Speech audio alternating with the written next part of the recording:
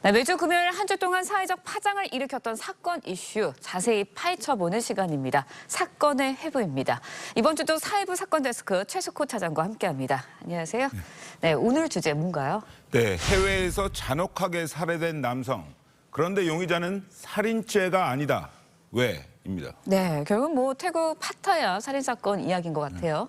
네, 그렇습니다. 지난 11일 태국 파타야의 한 호수에서 30대 한국인 남성이 숨진 채 발견됐습니다.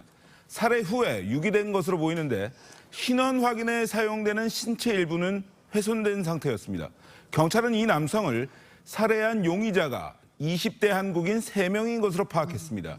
지금까지 나온 수사 결과를 보면 용의자들은 관광차 태국에 입국한 남성을 대상으로 해서 3일부터 4일 사이에 범행을 저질렀습니다. 네, 지금 정리를 좀 해보면 용의자는 3명인데 그중에 2명이 검거가 됐습니다. 그런데 한 명은 한국에서 잡혔고 한 명은 또 외국에서 잡혔어요. 네, 용의자 한 명은 지난 12일 자신의 거주지인 전북 정읍에서 또 다른 한 명은 14일 캄보디아 푸놈펜에서 붙잡혔습니다. 범행 후에 한국에 들어왔다가 붙잡힌 24살 이모 씨 얘기부터 해보면요.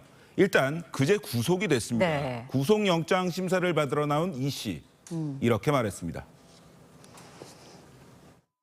안 합니까? 뭐라고요? 돈을 준 거 아닙니까? 돈이 뭐 했습니까?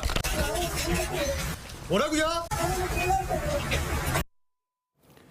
네, 살인에 대해선 본인은 아무것도 모른다는 겁니다. 네, 그런데 이번 사건이 납치 살인 사건이잖아요. 근데 이번 사건의 용의자가 살인에 대해서 몰랐다라고 하면 살인 혐의가 적용이 안 되는 건가요? 네, 그렇습니다. 그게 문제입니다. 구속영장에 적시된 이 씨의 혐의는 살인이 아니라 네. 살인 방조입니다. 말 그대로 실제 살해한 게 아니라 숨진 남성이 사망에 이르는 과정을 방조했다는 겁니다. 네. 경찰은 당초 이 씨를 살인 및 사체 유기 등의 혐의로 긴급 체포를 했습니다. 하지만 영장을 신청하면서 혐의를 변경했습니다. 이 사건 네. 해외에서 발생했습니다. 네. 용의자 한 명은 아직 잡히지도 않았고 캄보디아에서 붙잡힌 남성도 국내 송환이 불분명합니다. 현재로선 수사기관이 혐의를 입증하는 게 쉽지 않은 데다가 네. 이 씨가 혐의를 강력 부인하면서 네. 경찰이 살인 혐의를 적용하는 데 부담을 느꼈을 수 있습니다. 하지만 공범들 진술 등에 따라선 혐의가 또다시 바뀔 가능성도 있습니다.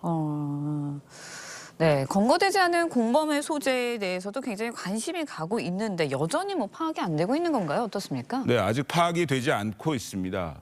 다만 경찰은 공범 한 명이 범행 후 캄보디아로 도주했다가 붙잡힌 것처럼 네. 검거되지 않은 나머지 한 명도 이미 태국을 나와서 주변국에 숨어 있을 가능성에 무게를 싣고 있습니다. 종합해 보면 네.